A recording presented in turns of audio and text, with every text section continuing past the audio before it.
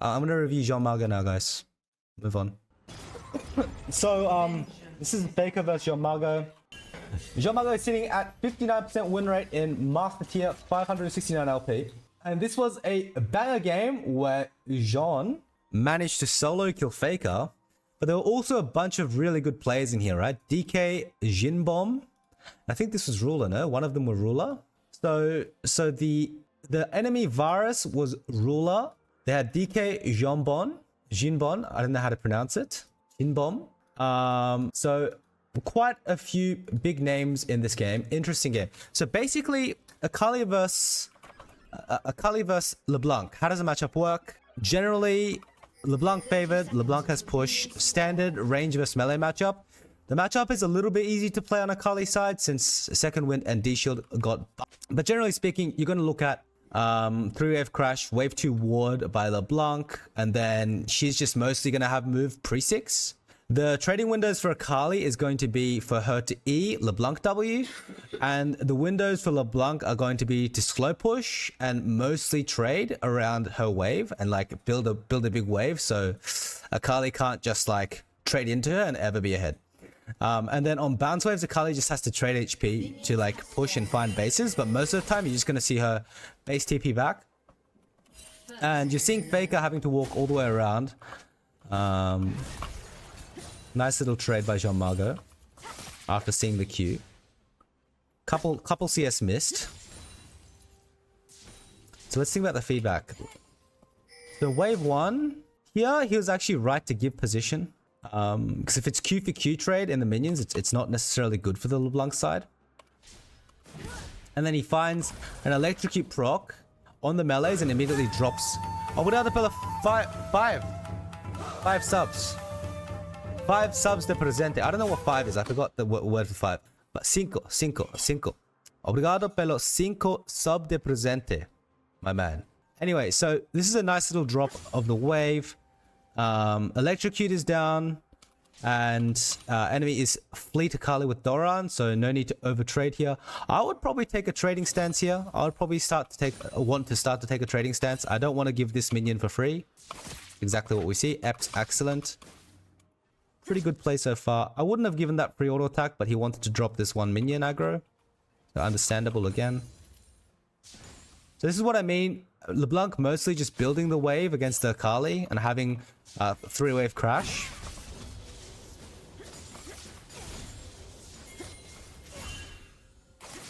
And I think he pushed this wave a little bit too fast, mainly because he W'd the wave.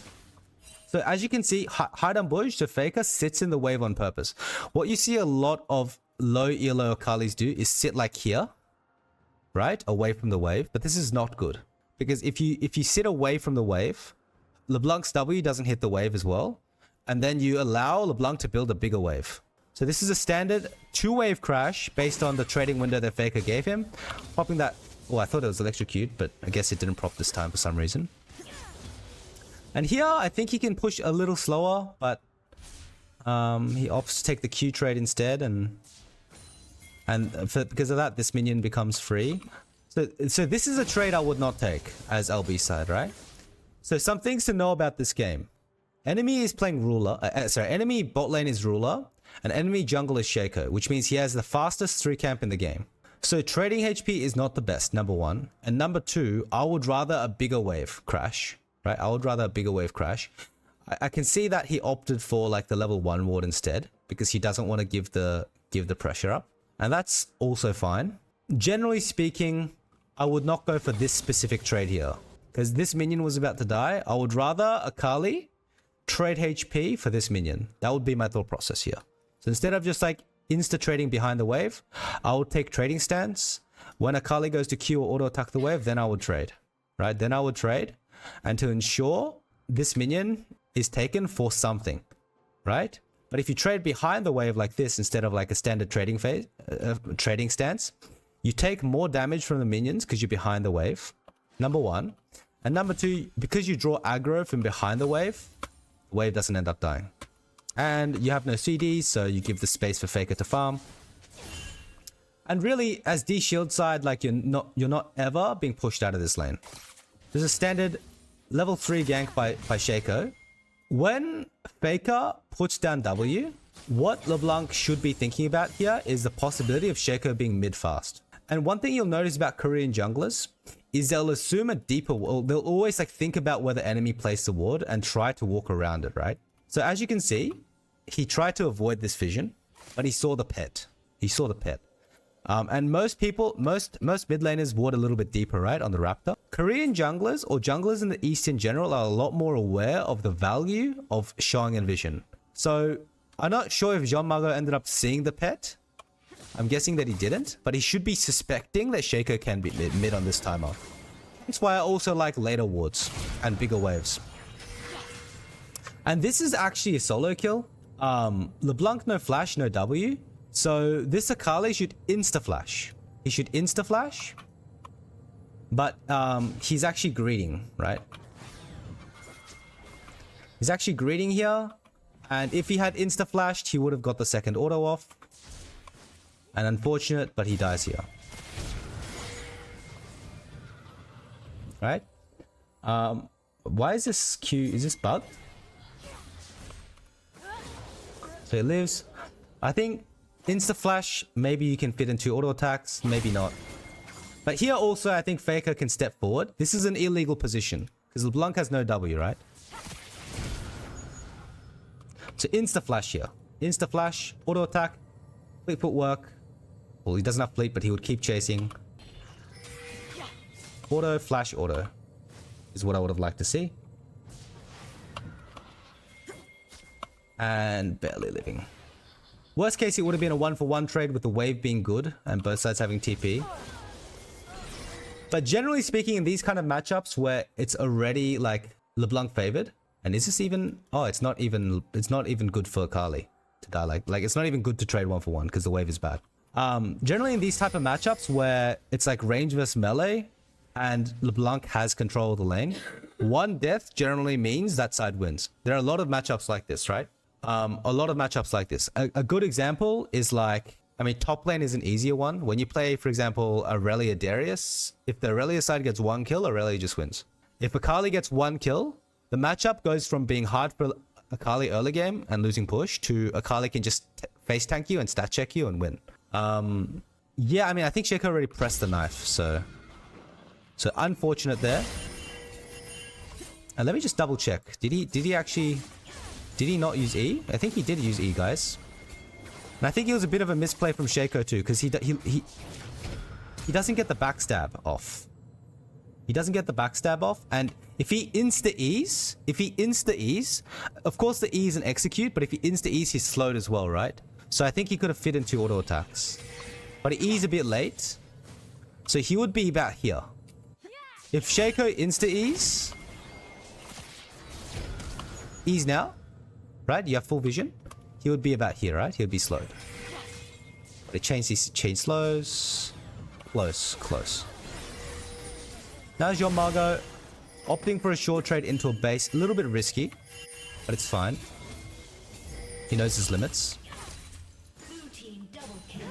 So the reason LeBlanc is so annoying to play against is that LeBlanc has such good gank setup. And you're seeing Faker make a little bit of an error here. He goes away from his wave by like a millimeter, and Jean-Margot doesn't miss that and insta WE's back, right? And this is not looking like a great game for Faker because his bot lane is getting fisted for some reason. Ruler maybe getting a little old, and this is where Jean-Margot should use every spell to push as fast as possible. Very standard. Get his tempo on the map. Tempo being the ability to move first. He's second on the map right now because Akali died. Well, Akali didn't die, but Akali based, which means he's going to be second anyway, but it saves him time, and it's important to base before Akali gets here generally. You lose less that way. I don't really like this ward. The wave is coming into Shaco anyway. Sorry, into LeBlanc anyway. If I'm Jean, I think this kind of ward is quite meaningless, right? You can walk around this way, you can walk through here, you can queue through here. A lot of things that the Shaco can do to approach. I prefer a deep jungle ward against Shaco and just because you can see the Q from the bush by then, right? And just hug the opposite side of like where he is. And then the jungler should generally place a pink for you in the pixel. This pixel is a little bit better than this pixel, because this pixel, if you place it on the pixel, you can walk around it. Hug this wall. I mean, I also like this ward here. So MAGO is now weak side. He shouldn't be trading HP unless he knows jungle is top. I'm guessing he does.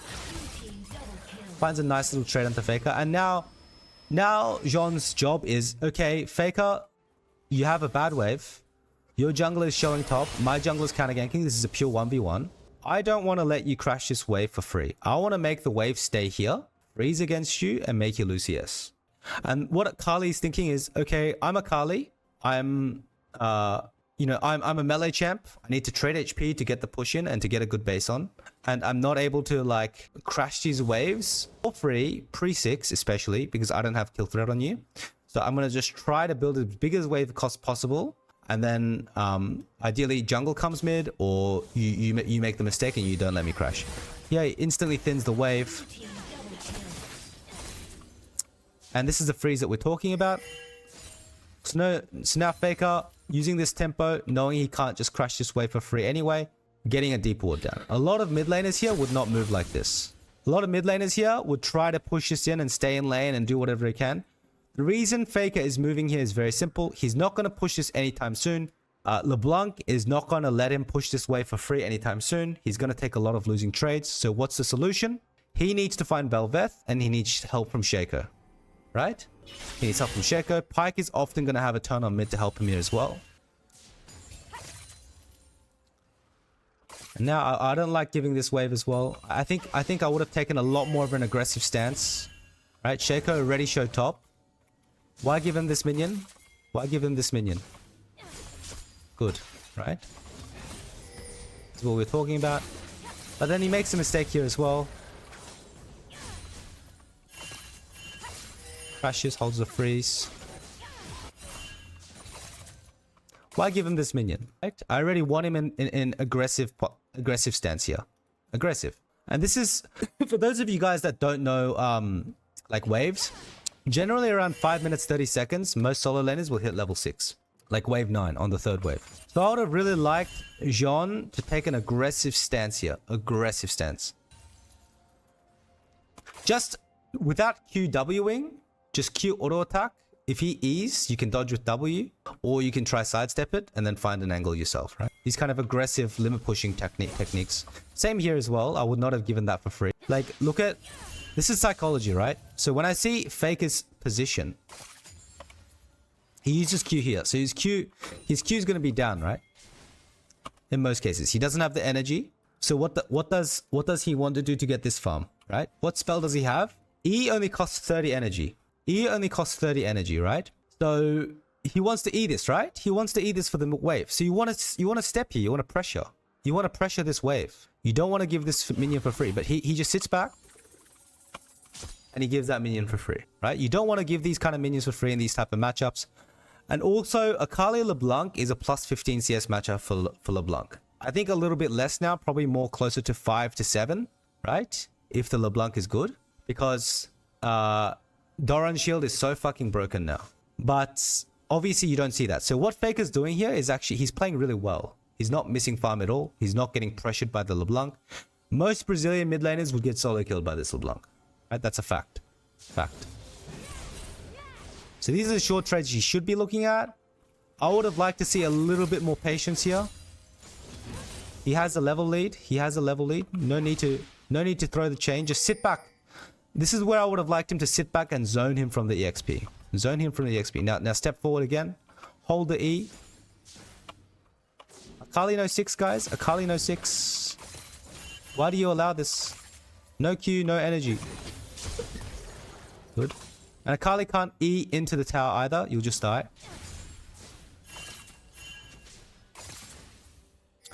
And MAGO holding the freeze. But this is not generally what you want to be doing, right? Because if you're even CS, LeBlanc Akali, and Akali can just move when you hold like a semi-freeze, red side's happy. Faker is playing very well, this matchup. This matchup is meant to be hard. He's not missing a single CS. And I think Jean MAGO could be pressuring a lot harder.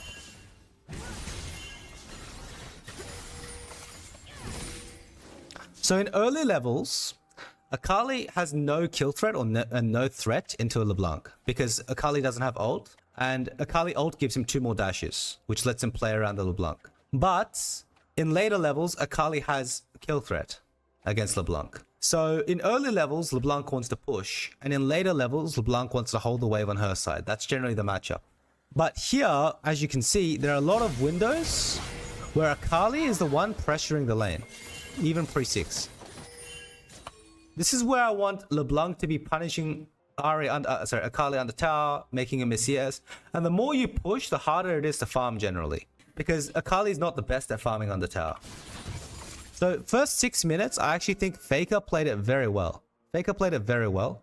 He's 2 CS up, he has push. He only died once on a really close kill, and I think maybe him and Shaco both misplayed slightly. And I would say Jean MAGO actually miswarded, stepped in wrong position, and took the wrong trades. And he didn't pressure as much as he should. And if you think about team fights, for me, I would always rather the Akali side than the LeBlanc side. For me. At least until like really, really late game. But even then, I would still maybe prefer the Akali side. Because you have like an AoE kill ability, and you have Shroud, which buys so much space against enemy AD.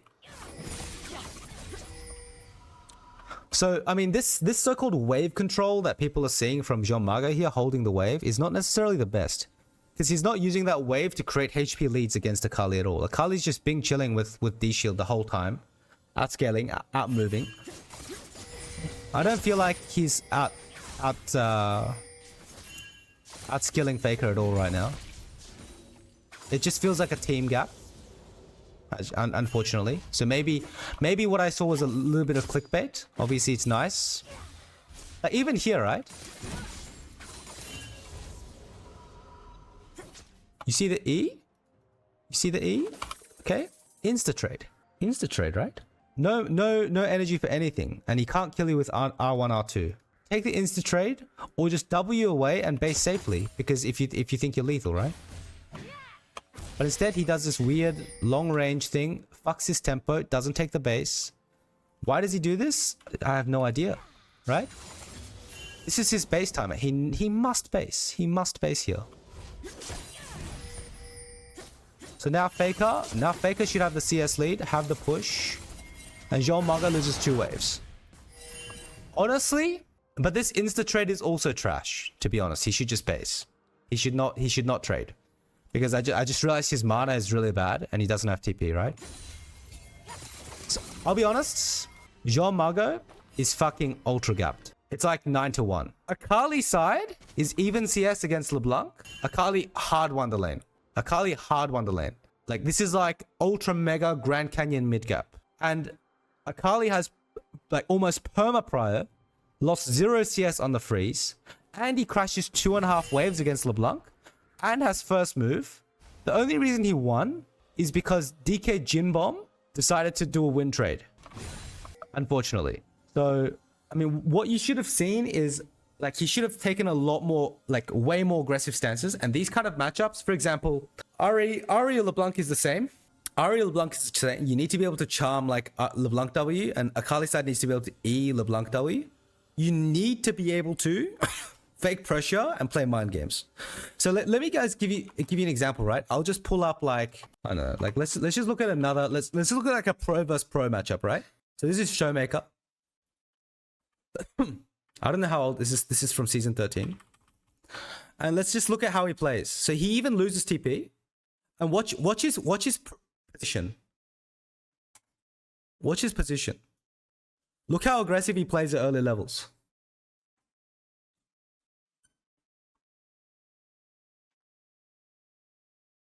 Pulling the wave, creating slow push. And as I said, he didn't ward level 1, right? He didn't ward level 1. Wave 2 stack. Watch this. These 3 minions will hit here. The casters will freeze here and you'll get a wave 3 crash. No, he didn't. No, he didn't. It looks completely different. For those of you guys that say Jean did this, you have no eye for League of Legends. I'm sorry. Wave 2 ward. Exactly what I said. Wave freezes. Oh, he actually gets the crash off as well. So his timing is a little off here. But generally, he should be able to crash 3. And look at the HP diff. Look at the HP diff, right? But when you look at Jean, it didn't look like that at all, right? So my meeting is now. I actually have to go. You guys can rewatch the VOD and see what I'm talking about. But thank you so much for watching.